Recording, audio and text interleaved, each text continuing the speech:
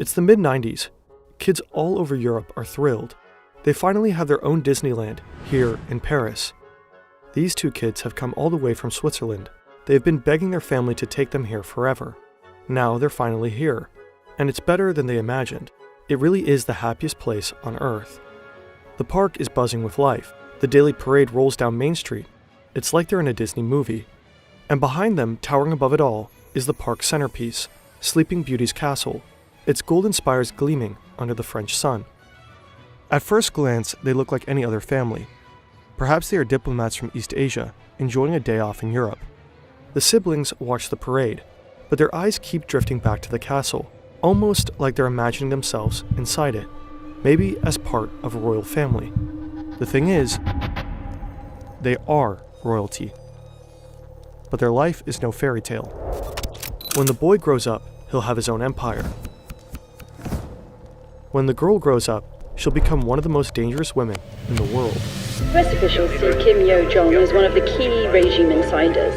Kim Yo-jong about Kim Yo-jong leadership role.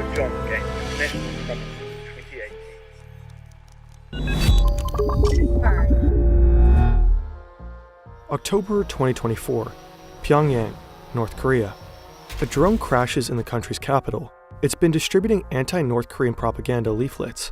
It was most likely sent by South Korea, another act in the decades-long war between the two formerly united countries. The regime issues an official statement, warning that South Korea can expect the worst if they dare to escalate military tensions again. The worst meaning nuclear retaliation. The border is armed at full wartime strength, on standby to open fire. Nuclear threats coming out of North Korea are nothing new. Kim Jong-un has long threatened to annihilate his neighbor and regularly flaunts the regime's growing nuclear arsenal. What is new is that this threat isn't coming from him. It's coming from her.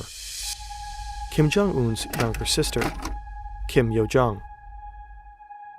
The world has seen this woman before.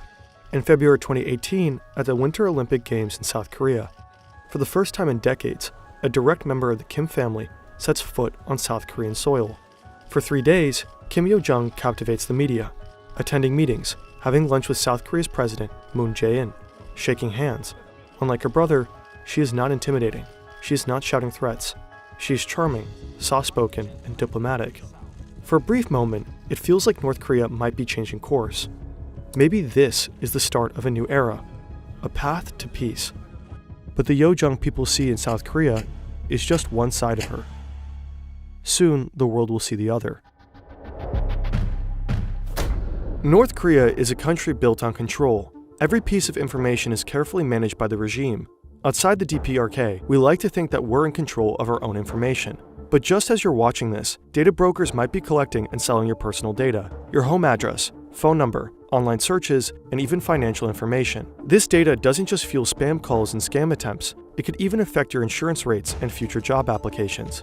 That's where Incogni comes in to fight back for you. The service scans the web for your exposed data, sends automated removal requests, and keeps rescinding them to ensure your data stays deleted. It regularly rescans to keep data brokers from sneaking your info back into circulation, and lets you track it all in a clean, real-time dashboard. Take back your privacy now at incogni.com/FernTV and use the code FernTV for an exclusive discount on a 1-year plan. Remember, you probably can't erase yourself from the internet completely, but Incogni helps you regain control over your digital footprint. In North Korea, images and stories matter. The Kims aren't just rulers. They are chosen by fate. Their power is divine. Every policy, every decision, every act of the regime serves a single purpose: ensuring the Kim dynasty's survival. Kim Yo-jong was born in 1987, or maybe in 1989. It's hard to verify. In 2011, Kim Jong-il dies unexpectedly. His youngest son, Kim Jong-un, is declared his successor. At his father's funeral, a young woman stands behind him, dressed in black, head tilted to the side, gaze lowered. She weeps like the others, but unlike her brother, nobody knows her name. Kim Yo-jong has spent her entire life in the shadows. Even inside North Korea, her existence is a secret. No photos, no official mention, no trace of her in state media. But that changes in the chaos of succession. At first, she blends in like any other aide, a quiet, dutiful presence in the background. She carries her brother's clipboard, stands at his side, and holds out a heavy crystal ashtray so the chain-smoking dictator can flick away his ashes. To the outside world, she looks just like another assistant. But if you look closely, she's always there, standing behind him at key moments, ensuring everything runs according to plan. Foreign analysts start noticing her presence. Intelligence agencies, journalists, and defectors all begin asking the same question. Who is she? For Kim Jong-un at least, she's a close confidant, the only member of the family he truly trusts. Maybe that has something to do with her childhood in Europe. Switzerland in the mid-90s. 2 North Korean children enroll in a private school in the city of Bern. Officially, they're the children of diplomats, but their passport names are fake. Nobody knows they are really the heirs to North Korea's most powerful family. Here, they're just 2 foreign kids in a country far away from Pyongyang. To their classmates, they seem like normal kids, playing soccer and inviting friends over to their modest apartment, going on ski trips, traveling Europe, and visiting Disneyland. A regular family. Except they're not. 우리는 평범한 집에서 살았고 평범한 가족처럼 행동했다. 나는 그들의 어머니처럼 행동했다. Their mother isn't their mother. Ko Young-suk, their aunt, was sent to care for them in Switzerland. Years later, she defected to the US, where she appears to have been living in secrecy ever since. Ko Young-suk told the Post she traveled from North Korea to take care of Kim, his older brother, and younger sister when they attended this boarding school in Switzerland. And just like her fake mother, one day the 2 fake diplomat kids vanished too. No warnings, no goodbyes. Jong-un and Yo-jung are pulled from school and sent back to North Korea.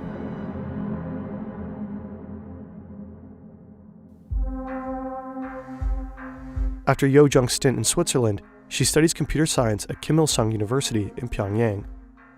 In 2014, 3 years after taking over as supreme leader, her brother is forced to undergo medical treatment. During that time, Yo-jung takes over state duties. By the end of the year, her brother appoints her first deputy director of the party's propaganda and agitation department, a department infamous for controlling every image, every speech, and every news article inside North Korea. In 2017, Kim Yo-jung is officially promoted to the Politburo, the ruling elite of North Korea's single-party system. She now has a seat at the highest table of power. But her true talent remains in propaganda. Wherever Kim Jong-un appears, Kim Yo-jung is there too, not just as his sister, but as his PR manager, his shadow. She sets the stage before he arrives and follows him like a ghost when he leaves. A year later, for the first time in her life, she takes center stage. The sister of the North Korean leader Kim Jong-un has become the first member of her family to visit South Korea since the 1950-53 Korean War. Kim Yo-jong is part of a high-level delegation attending the opening ceremony of the Winter Olympics. At the 2018 Winter Olympics, she charms South Korea and the international press. And there seems to be a strategy to this. For years, Kim Jong-un has been perceived as a ruthless dictator, a nuclear-obsessed madman. Under Yo-jung's guidance, that image softens. She's carefully rebranding her brother's image. In 2018, North Korea suddenly seems to open up. She will be meeting with President Moon on Saturday. If the meeting goes well, some experts say the visit could lay the foundations for a possible inter-Korean summit between President Moon and Kim Jong-un. 2 months later, Kim Jong-un and South Korean President Moon Jae-in meet at the border. They shake hands, they laugh, applause erupts on both sides. That same year, Donald Trump also meets Kim Jong-un in Singapore, a historic summit. The 2 leaders sit at a large table, signing a historic document, a joint declaration stating that North Korea intends to denuclearize. Next to Trump is Mike Pompeo, the president's Secretary of State. Next to Kim Jong-un is his sister. She stands there, silently watching as the world dares to believe one of its most feared nuclear powers might actually disarm. But something about her feels off. Her appearances, her gestures, her smile, they all seem a little too perfect. Every move feels somewhat calculated. And this is just the beginning. There is very limited immediately available evidence, but from what we know, she fulfills the role of the communicator with South Korea and with the United States. But she was also tasked with the propaganda functions in the party apparatus. That's Ildar Daminov, a political scientist at the Central European University in Vienna. He spent years studying North Korea and its power structures. Yo-jung appears to be North Korea's top propaganda chief, Since she has taken over, the way the regime communicates with the world has changed significantly.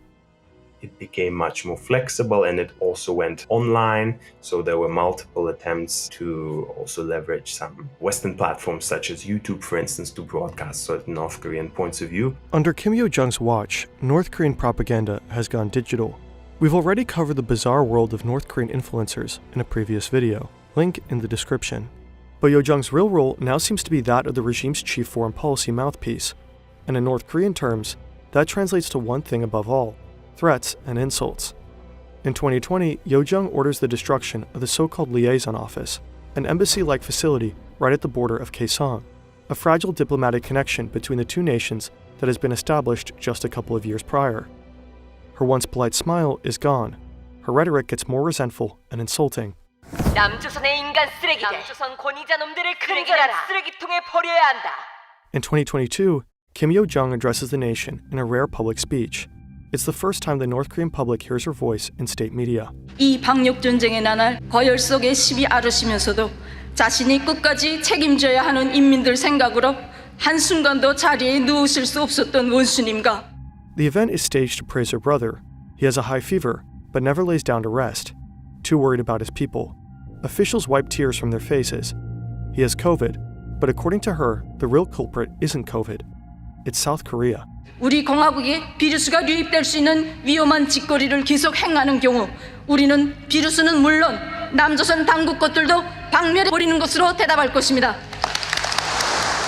When South Korean activists send leaflets across the border in 2024, Kim Yo-jong allegedly orders a response in kind.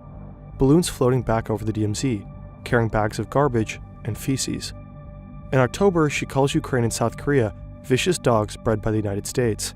And in another written statement later that month, her final words are just as blunt. There can never be a change of the line. Have sanction, pressure, and threats stopped us? They've only made us stronger. If one is not a fool, one should not do a stupid act of expecting our change. North Korea never honored its agreement with the US. Instead of dismantling its nuclear program, it doubled down, conducting missile tests in open defiance. Meanwhile, South Korea and the US have long resumed their military exercises. In 2023, then US President Joe Biden formally pledged military support to South Korea should a nuclear war with the North ever break out. North Korea is forging alliances of its own. In June 2024, Kim Jong-un and Russian President Vladimir Putin signed a military pact, vowing mutual military assistance.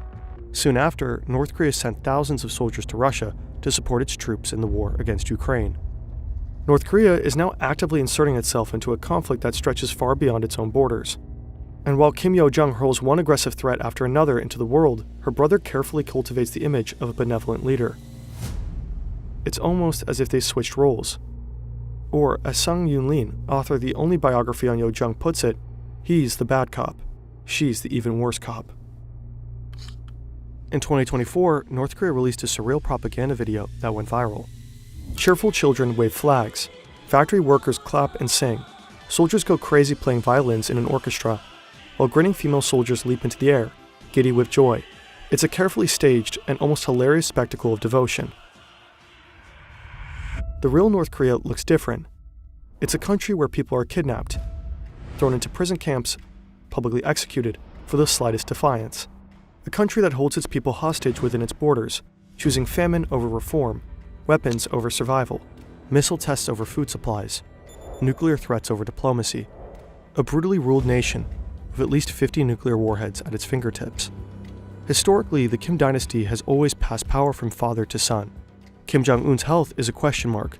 He's only in his early 40s, but rumored to have severe health problems, likely due to his chain smoking, excessive drinking, and rumored heart issues. If something were to happen to him tomorrow, North Korea would be left with no clear successor. At least, no male successor.